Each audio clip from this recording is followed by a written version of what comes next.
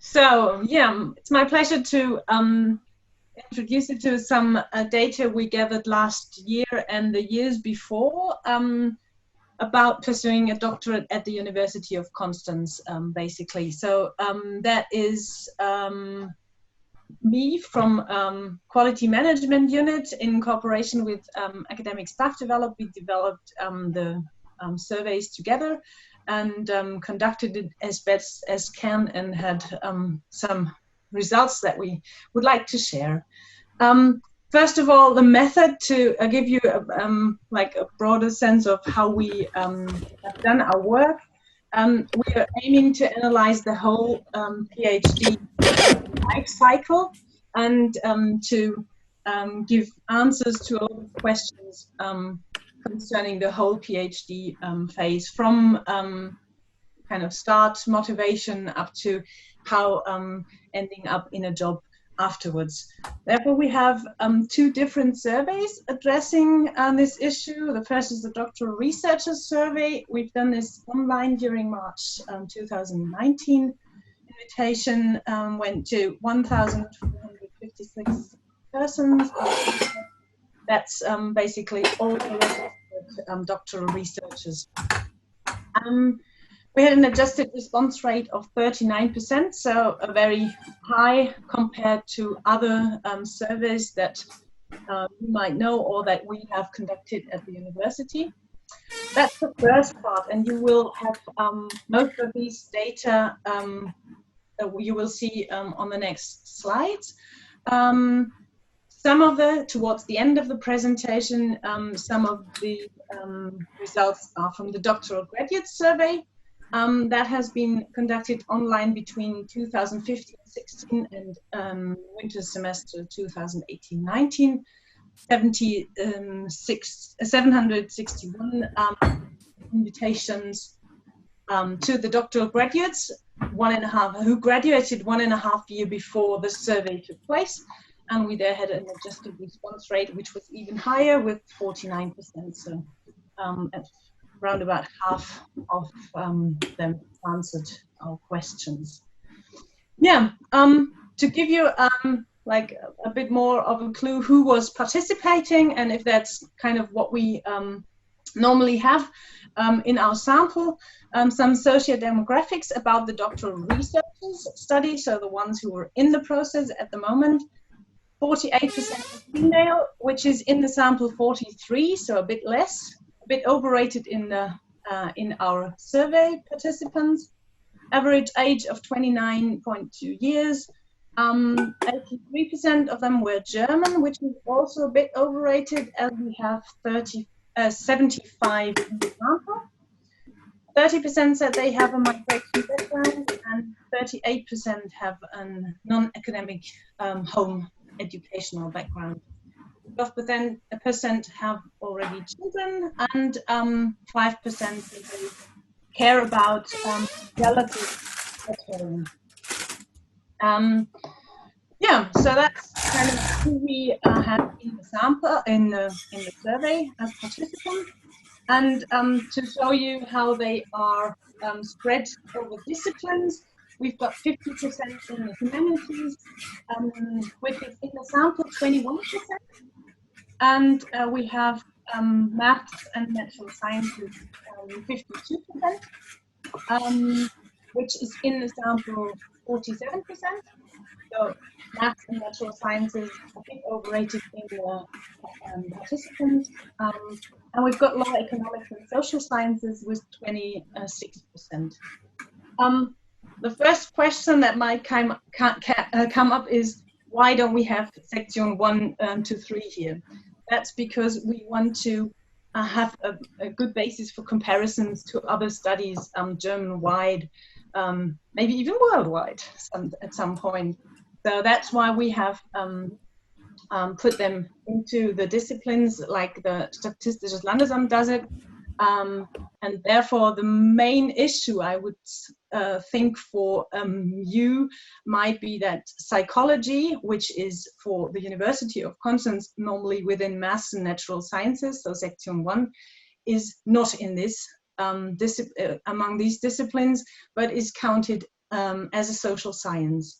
So that's, I would say, the most or the biggest kind of difference between having these disciplines in comparison to our section 1 to 3.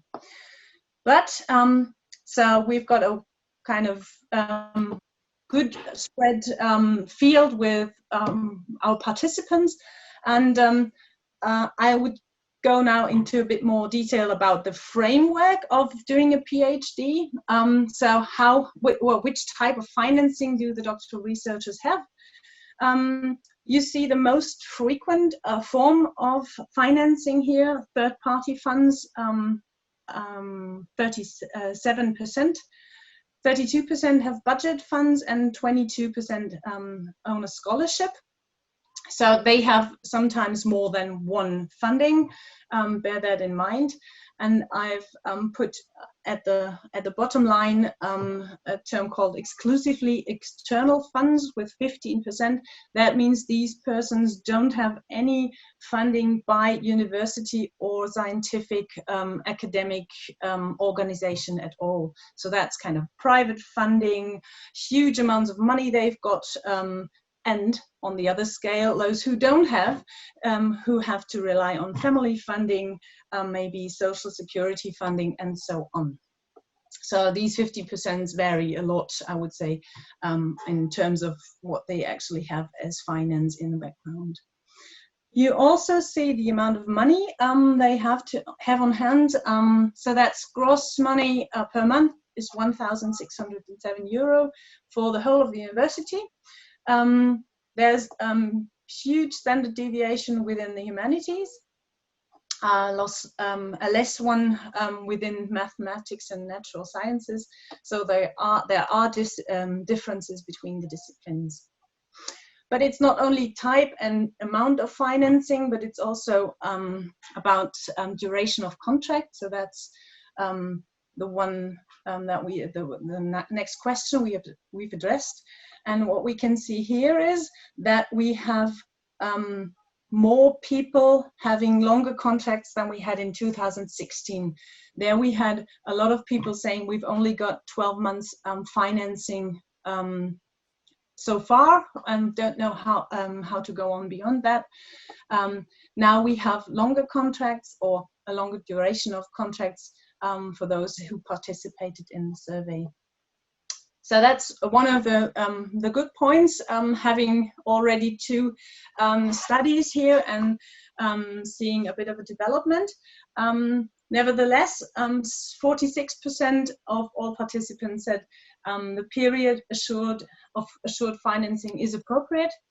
For more than half of it, it isn't. So there's still a lot of work to do to have some stable framework to focus on the actual process of doing a PhD. And another part of framework is the overall conditions. So we asked about satisfaction concerning different aspects. You always see the percentage stating the 2 points, the 2 positive points of the scale, which means in this term satisfied and very satisfied put together out of a 5-point scale. So supply of literature is very highly rated. Also laboratory equipment, office equipment with 75%. Financing of research and support services with 72%.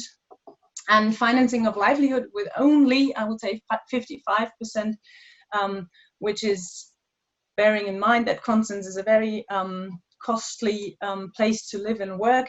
Maybe one reason which can be taken into account for a lower evaluation here. However, that's not only, it's not all about just framework and conditions.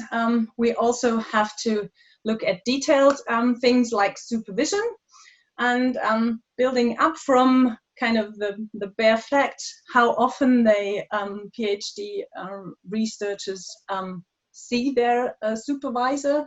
You can see here, once a week, once, twice a month, once a quarter, or less frequent. overall, for the university, I think we're having a very good evaluation here. 60% see that supervisors once a week, and 18% at least once or twice a month. However, again, looking at the disciplines, there are huge differences, especially between humanities and mathematics and natural sciences. That's always kind of the picture that comes up, that humanities and mathematics and natural sciences differ a lot, whereas law, economics, and social sciences are somehow in between. Yeah, but also bear in mind, it's not only the frequency of seeing someone, but also the quality, and this graph doesn't say anything about the quality, and it doesn't say anything about the phase in which the participants who answered here are in. So it might, of course, be relevant to see your supervisor on a very regular basis at the beginning, but maybe you don't even want that at the end or in between. So it's not an evaluation, it's just a matter of a frequency and how often they see each other. However, of course, we asked in detail about supervision, and what aspects are appreciated. That was a long battery of items, out of which I only just took some to show you. These are the high approval ratings. Later on you will see lower approval ratings, but stick to the high end first. 92% said I have the possibility to do independent academic or scientific work.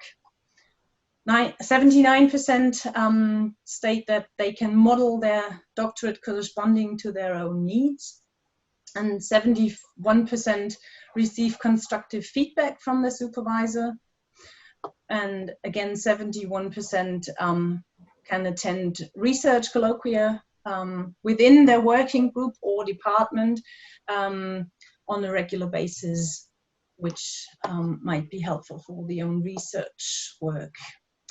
On the other hand, we have lower approval ratings, and I just picked two of them. One is, in case of conflict with my supervisor, to whom to turn. 37% say that's the truth for me, and 27% say my supervisor talks over my personal career development with me. Again, this might be different in different phases of the process.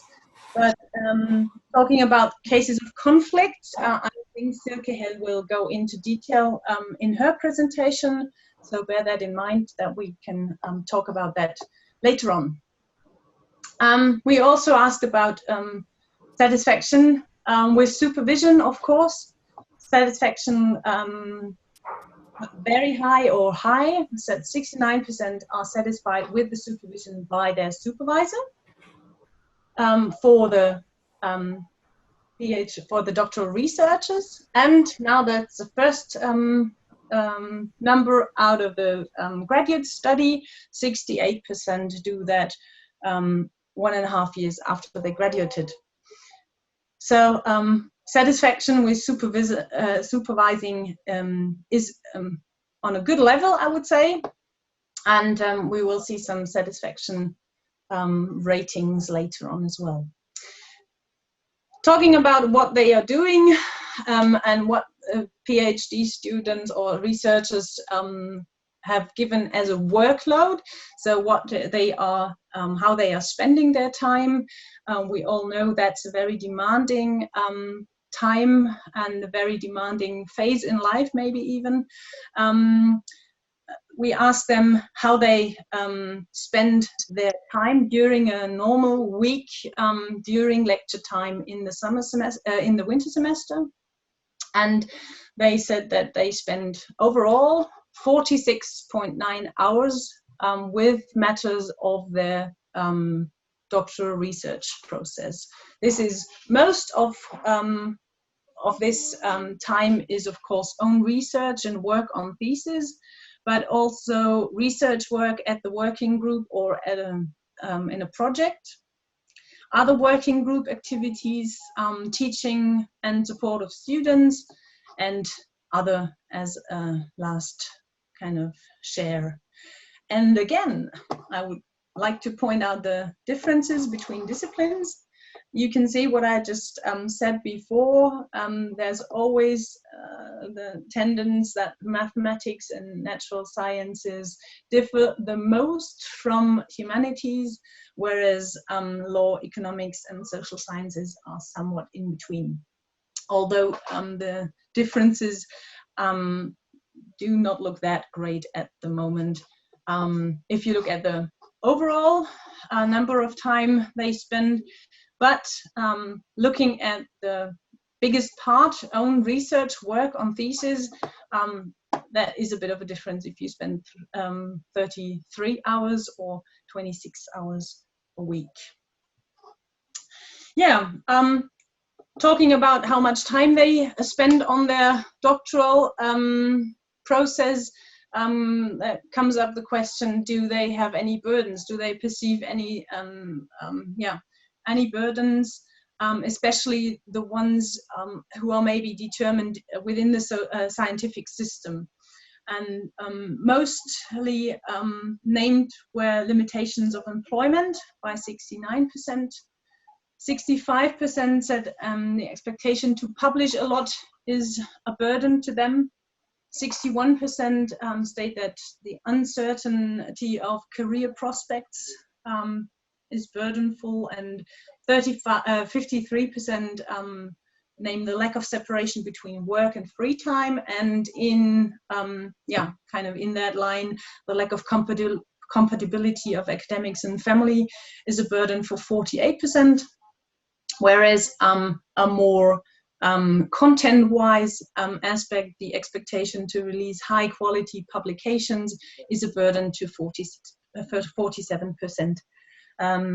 Again, there was a longer battery of items, and I only show you the highest rated, so to say. What we found is that women tend to perceive these aspects as a bit more burdening than men do. I leave this up to you to interpret. Yeah, from burdens comes the next, follows the next question. Is that a reason to stop doing a doctorate, drop out?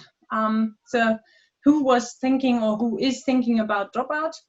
I again show you some data of the PhD doctoral candidates at the moment, or the doctoral researchers, and the graduates in the following. So out of the ones who are at in the process at the moment, 28% say that they seriously thought about dropout already. Again, women did a bit more often than men. But, and now comes the good information, amongst the graduates, 19% at any phase, at some point during their doctorate research status, they thought about dropout as well. And they have all been successful. So they successfully managed to do their doctorate, graduate, come into professional life, and yeah, 1 out of 5 thought about dropping out and didn't in the end. Their reasons were difficulties related to research for dissertation, problems with supervising, uncertain career prospects after the PhD. So they managed to overcome these burdens, these reasons for they were thinking about dropping out, and graduated in the end. So a good point, I would say, if someone's in the doctorate research process at the moment and thinks about dropout, that's not a reason to actually quit, but just maybe a point to consider different ways and kind of find a detour around these problems. Yeah, And then we come up, they have graduated and they are entering into professional life, but how and how successfully do they do that? As I said at the beginning, we asked them 1.5 years after they graduated, and at that point in their career, 96% are professionally working as doctoral graduates, thereof 92% on a contract, on a regularly employment. So they managed to start their professional life either in academics or outside. 73% out of these utilize knowledge and skills they've acquired during their studies, and they do that on a high level, as they point out. 78% also state that their current job matches their academic degree, so they have done everything right, I would say, and entered professional life in a good way. You can see that also in the satisfaction evaluation they've given us. 77% of all doctoral graduates are very satisfied or satisfied with their jobs, and especially the ones working in science. They have stated a bit higher satisfaction evaluation than the ones not working in science. Job-wise, pursuing a doctorate pays off, I would say. If you compare it to the master graduates from the University of Konstanz, e.g. in permanent contract numbers. So out of the ones having doctoral degree, 49% hold a permanent contract, whereas 38% of the master graduates do. And now comes an aspect which might be discussed in individual ways. Weekly working time, is that the higher the better? You can answer that for yourself, but if you say yes, the higher weekly working time by contract the better, then the PhD graduates have also an advantage here with 38 hours compared to 34 hours with a master's degree. One aspect which we maybe not differ too much in evaluation is gross income. I think for most of us here counts the more the better, and for master degrees, for master graduates, there's 3,356 euro per month, whereas with doctoral graduation, they say they have 4,670 euros per month. So that's the differences between PhD and master's degree for the graduates of the University of Konstanz. And summing up, so to say, with the whole overall satisfaction, doctoral researchers and graduates both say they are satisfied with their doctorate at the university. The ones who are still here, say 30, now I'm losing numbers, too many numbers, are satisfied with doing a doctorate at the university at the moment. The graduates say 80% they are very satisfied or satisfied with their doctorate at the university. And even they would start again, 82% would start their doctorate again, even they haven't even finished. So they're very eager to go on. And yeah, that leaves me with a lot of questions I will address later on in the next month and years, maybe, to improve the situation of PhD researchers at the university. But maybe there's anything striking for you or anything you would like to discuss. And yeah, that's what I was would have liked to share with you. So a little notice, there's a PDF report about the whole survey or the 2 surveys available. I can only provide that in German. I'm very sorry, that's 100 pages long, and I'm welcome to email that to you, or you can download it on the website.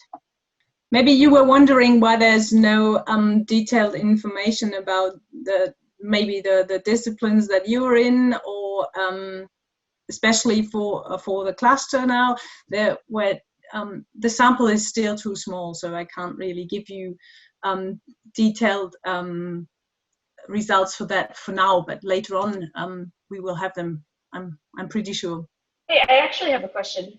Yes. I was just curious, like in these surveys, does the university collect demographic information on the PhD students? Like, it sounds like you collected some information on the gender at least, but is there also other demographic information, like where they're from, etc.? Where they're from? Yeah, or yeah, and other demographic information. I was just curious because, like in the US, we would collect that, but I don't know if they do it. Yeah, we tend to ask as much as we need, but as little as we need to, kind of. Of course, in terms of data security. So we do ask them where they come from. And we do ask them different questions about, well, you can also, if you want to go into very detailed look at that, you can download the questionnaire from the internet website. So that's all kind of transparently handled. Yeah, we ask them about their gender, as you have seen, age, where they got their degrees, school education, yeah, which country they are from, if they're European, outer European, and so on. Yeah. Does that make sense? Yeah. Is that what you were aiming for? Yeah. Thank you. Welcome. Yes, welcome to our next presentation. I hope you're still able to listen.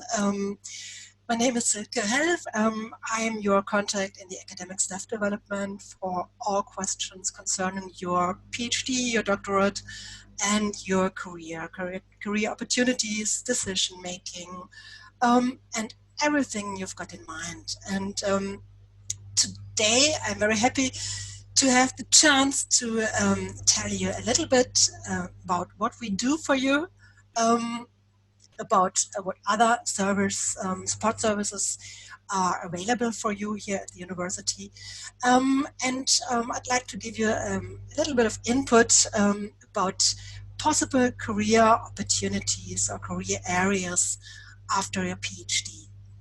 And we've heard from our survey that your career perspectives are really good. We heard that 1.5 years after the PhD graduation, nearly everybody who's graduated here at the University of Konstanz is working and also is quite satisfied with their work. We have data about that as well that are really, really nice. And this is not only something here for the University of Konstanz, but that's something that's true in all Germany. So before I begin, I'd like to ask you 2 questions, and afterwards the presentation starts. I know that many PhD researchers or doctoral researchers start their PhD with the idea to become a professor one day. I'd like you to answer yes in the chat if that's true for you. So everybody who would like to pursue an academic career to become a professor one day, please write yes in the chat right now. Yes, 1 yes here. Another one.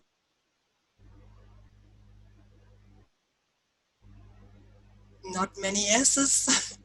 And so many people. Of course, you still don't have to know it yet, and you don't have to decide, but I'd like to give you some information about the academic career path in Germany, how to become a professor here in Germany, professor of the university, or also there are other professorships, like professorships at universities of applied sciences.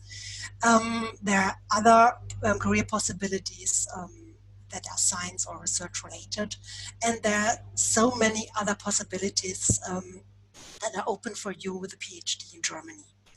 First, let's begin with some information about how to become a professor here in Germany. I'll try to share. So let's begin. I think it's quite an important information that not everybody who strives to become a professor will reach a professorship at the university in the end. First, from the many master graduates, about 15% start to pursue a doctorate or a PhD in Germany. Medical doctorates are not included because they are totally different here. But about 15% of the master graduates pursue their doctorate, and only few of them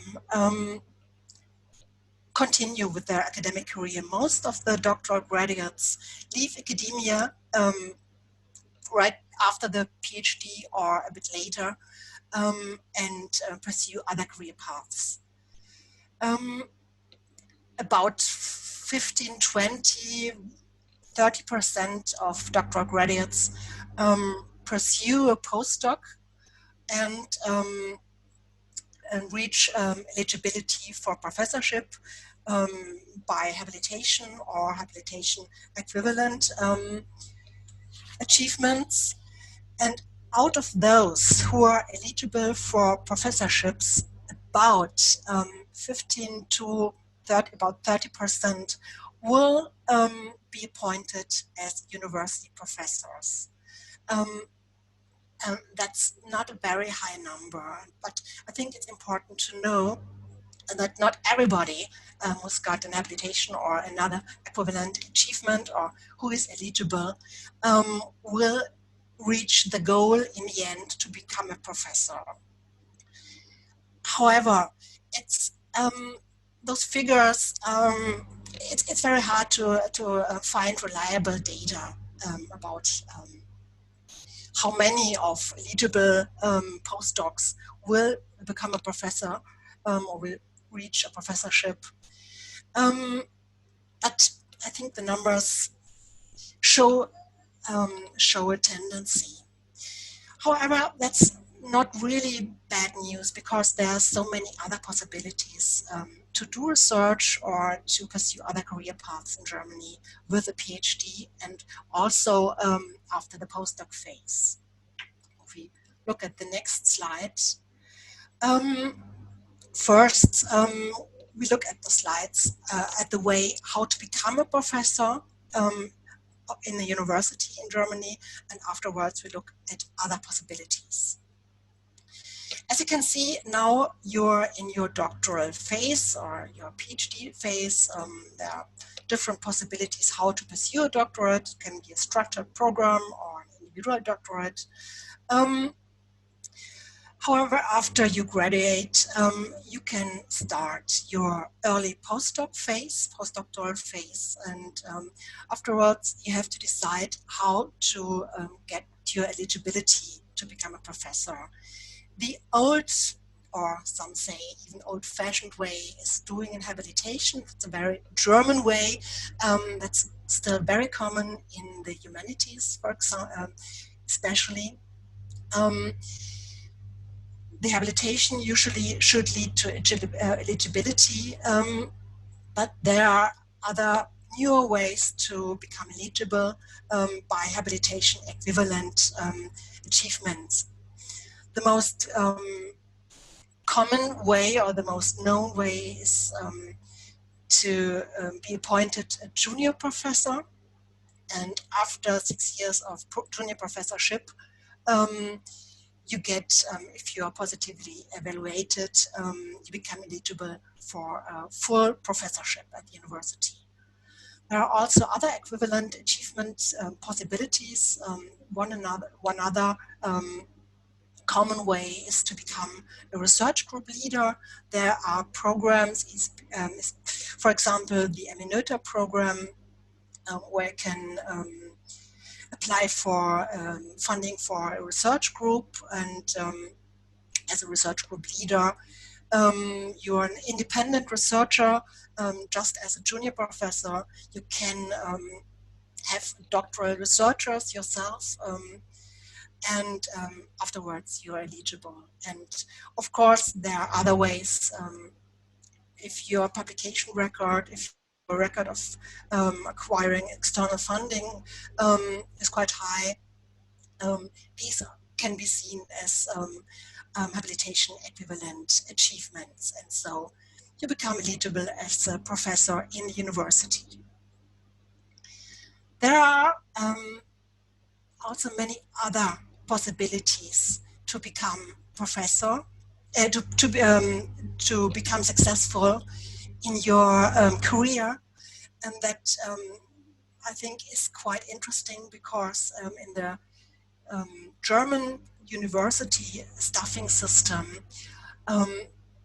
you can either, if you would like to stay at the university or in academia at the university, you have to become a permanent professor, or you have to quit sometime, because nearly all the staff positions beyond the permanent professorship are permanent positions, or they are short-term positions.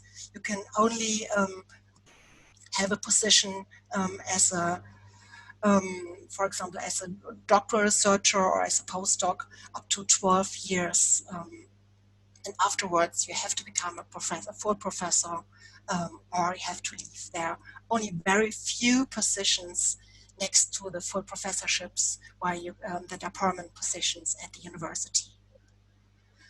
But there are many more possibilities, and I think it's quite interesting to know that 5 years after the PhD, the majority of PhD holders don't do research or science anymore. They work in career areas outside of science and academia. But a bit less than half of the PhD holders still do research. Some do it in the university, that's the square on the left. Of course, there's a lot of research going on in the industry. Research and development positions in the industry are very common, especially for doctoral degree holders in the natural sciences, and there are career possibilities in non-university research institutes. For example, like the Max Planck, that I think some of you already belong to. Here, a short overview about the German research system. If you look at the variation between basic research, which is done mostly in universities, and up to applied research possibilities, you have, of course, the universities on top, but there are other non-university research institutes that also focus on basic research, for example, again, like the Max Planck Society, and then going on with the Leibniz Association, the Helmholtz Association, and the Fraunhofer Society. Those non-university research institutions also focus on applied research. In between, there are the universities of applied sciences, the Fachhochschulen in Germany, and of course, a career in such a University of Applied Science can be also very interesting and very rewarding. And in the end, of course, as we have seen in the industry, a lot of research takes place, and that's also very, very interesting, very important, and also in many cases quite well paid as well. If we look here at alternative career paths for doctoral graduates, alternative to university professorships. We have, as we have seen, the scientific careers or the science and research related careers. If you won't become a professor at the university, you can also go for a professorship at universities of applied sciences. You can become a researcher in an independent research institute or in a non-university research institute, as I've mentioned, Fraunhofer, Helmholtz, Max Planck, etc. That there are also other research institutes in museums, libraries, economic research, institutions with the focus on environmental research, etc., etc. There's a lot of research going on outside of the university. And of course, there are those careers that are closely related to science and research. For example, careers in science communications management or research management and research support. Something that we do, for example, here in the academic staff development is research support. And these are interesting job opportunities.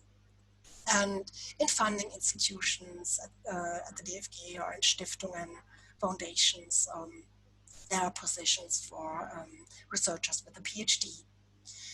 And there's a really great or a big area of non-scientific or non-research related career areas where doctoral graduates are preferred, where your doctorship gives you opportunities such as consulting and auditing, but also corporate management in publishing companies, and for leadership positions in general. Many executives, the next slide will show us that many executives in Germany have a PhD, even if they don't do research, because it's very high valued here in Germany. And all positions with representative tasks also are especially available for people with a doctoral degree. And if you'd like to be self-employed, your a PhD or doctorate will help you as well, especially if you offer consulting services. It will be easier to find your place if you've got a PhD. So it's worth doing the PhD, absolutely, of course. Especially here in Germany, and that's something that's quite unique to Germany. A really great percentage, nearly 40% of all business executives hold a PhD.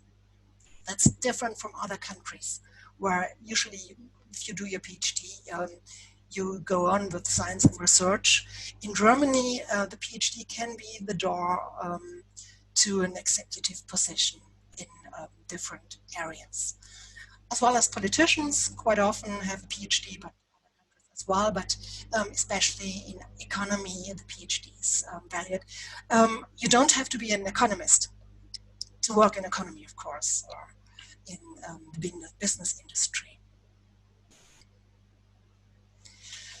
We've heard about the employment situation of Konstanzer PhD alumni, and here are some data about the employment situation of doctoral graduates in Germany. And as you can see, the career chances with a PhD are really, really big. Also compared to those with just a master's degree. Nearly between 75 and 90% of the PhD graduates are employed. Some are also self-employed. Very few have a lectureship or do an internship or are in parental leave or do further studies, and only those here marked red. So nearly nobody is unemployed. So with a PhD, I think the chances are really, really high that you not only will have a job, but also we have data that show that people with a PhD are usually content with the adequacy of their jobs and also are content with their jobs themselves. So, let's talk about what the support services can do for you, or what we, the academic staff development, can do for you. So if you ask yourself, how do I plan my doctorate, or how do I cope with maybe some difficult situations, or how can I plan my career, or any other question concerning your PhD phase, or career decisions, or also obstacles, we are very happy to be there for you. We offer professional career advice and also coaching. You can have coaching up to 10 sessions where we will reflect on your situation. We can discuss possible solutions, and in general, we will find a way to solve problems or to overcome obstacles. We also offer seminars and events about science-related competencies, transferable skills, academic and non-academic career paths, about teaching and learning, including digitally enhanced elements, everything in short that you need in your doctorate and your career afterwards. And also you can get certificates, for example, the certificate of leadership, management, and knowledge transfer, which can be valuable if you apply for a job outside of academia, also inside of academia. And you can obtain the Baden-Württemberg certificate of university didactics, which is quite valuable if you apply for a professorship or a higher postdoc position. If you'd like to do your teaching with Elias or with other digitally enhanced methods, we can also assist you there, give you advice, and we offer, for example, the Elias Werkstatt. That's a walk-in consultation on Elias every Wednesday. Just contact us and ask about it. And of course, we have information platforms for academic careers. And as my colleague already told you, we would like to talk to you, or to tell you what to do if there's a conflict or another obstacle that could happen during your PhD. The first step is always contact me, and we can try and find strategies for possible solutions.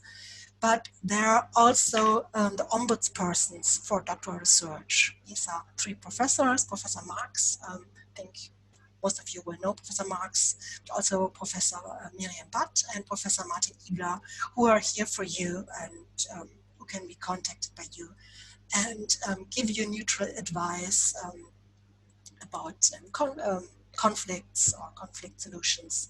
They can mediate and support you. And everything that can be done can be asked very trustful, and you can find, I think you can find answers if you ask me what to do in case there's really a problem that you don't know how to go on with.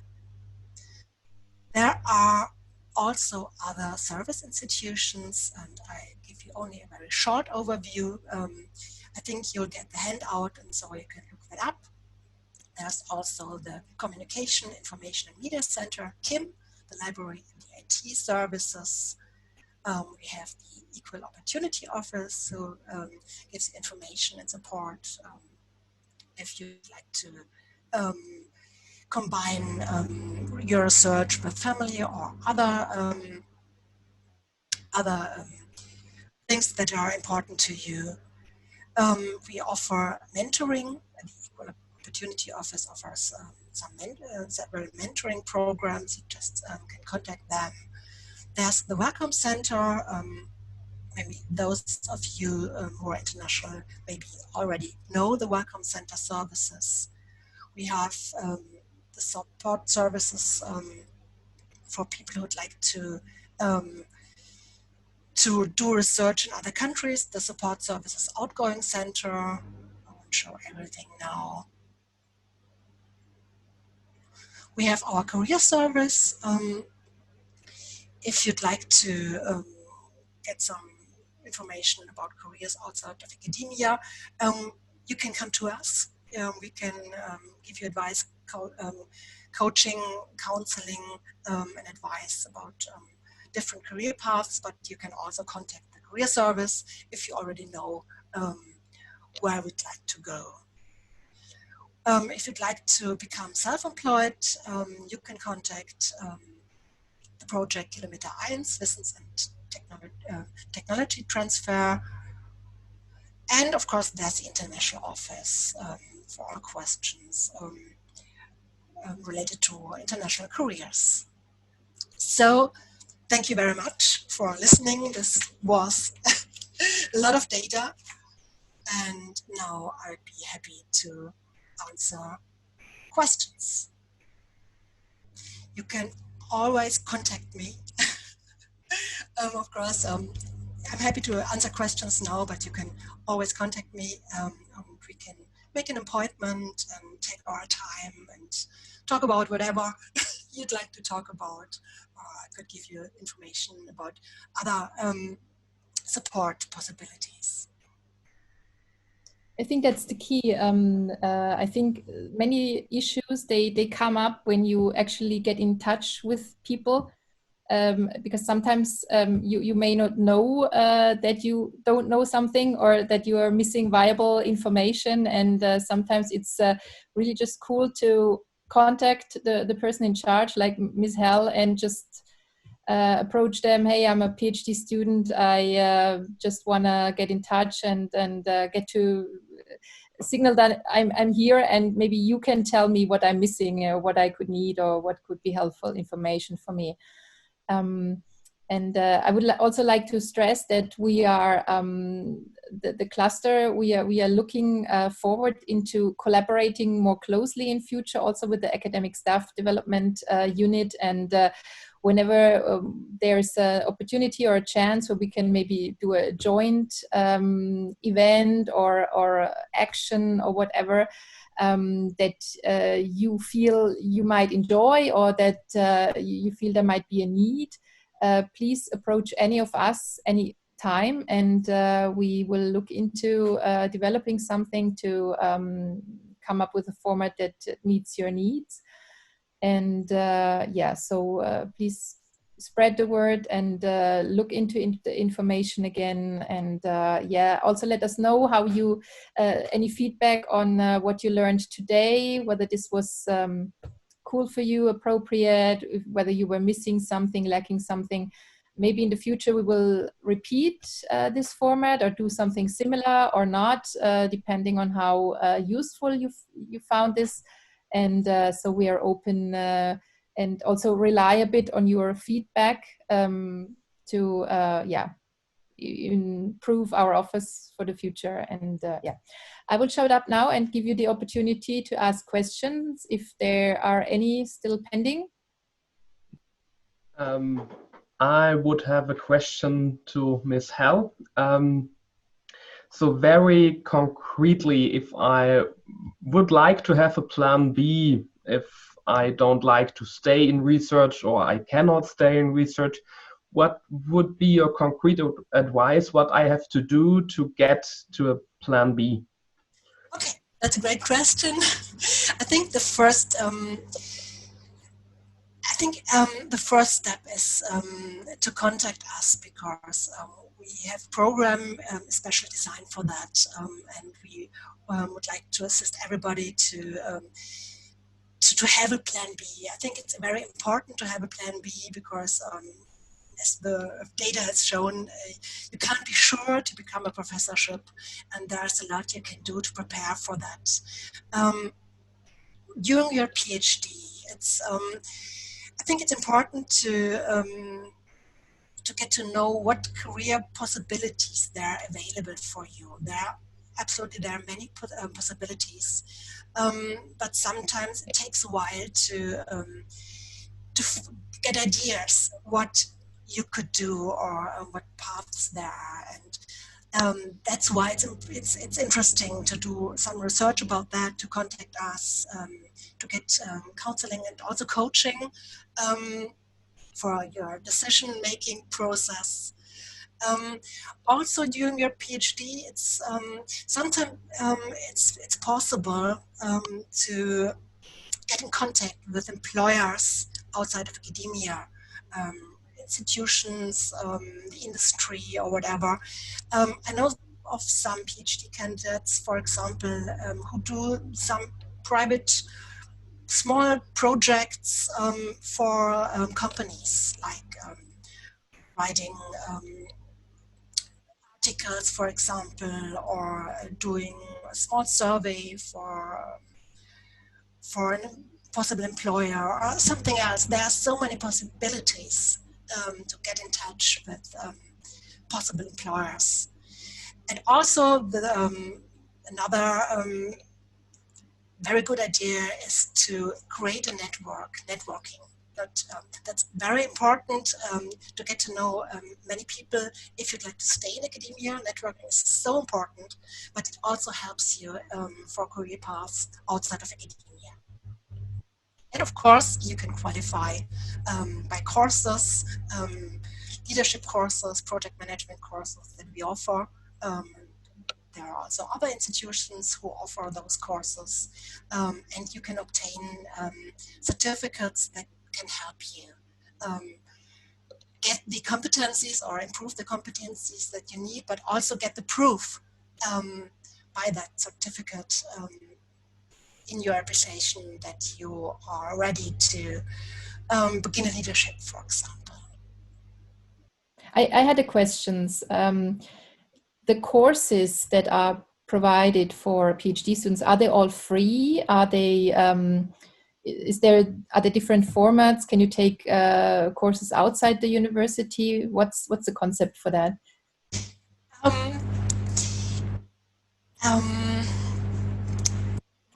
Many courses or information sessions are absolutely free. So our lectures and information events are free. The seminars, it depends. Usually the seminars cost 25 euros per day. So it's if there's a 2-day seminar, it's 50 euros. But in many cases, and we still don't know how it's done with cluster, but in many cases, and I hope it will be that case as well, the institutions pay those fines. So I'm not sure, and it depends a bit also on the development of the graduate school. So I'm not sure if the PhD researchers have to pay it themselves or if it's paid for them. But it's not more than 25 euros per day, at least. And most other offers are free. And coaching and counseling is absolutely free. So you can always use that, and we can give you advice what courses to take.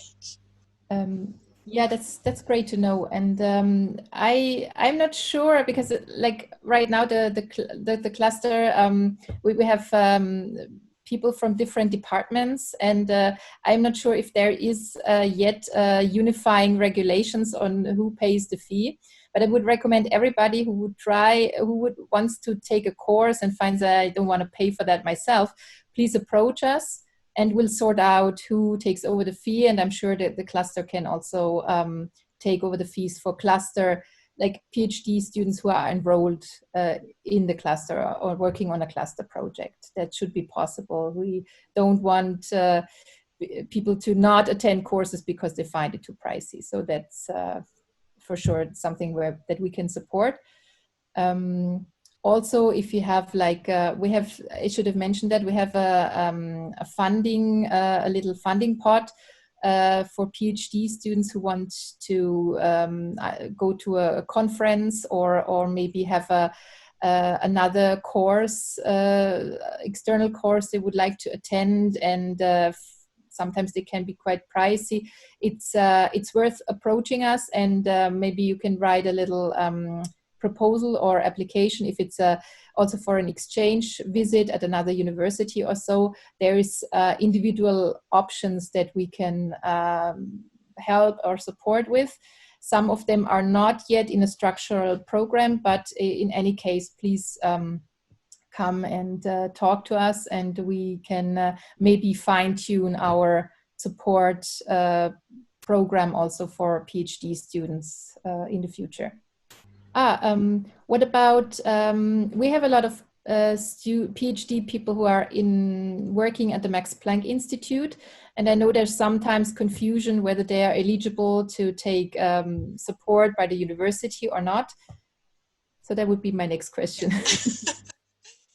So, everybody who is involved with the University of Konstanz is absolutely eligible, and we are very happy to welcome you, and you're part of the program. If you are not here involved with the university, if you're in another institute outside of the university, it depends a bit, but I'd like to say, if you've got a question or a concern and you'd like to have advice or maybe coaching, you can always approach me, and I think we'll find a solution. So I'd say please approach me.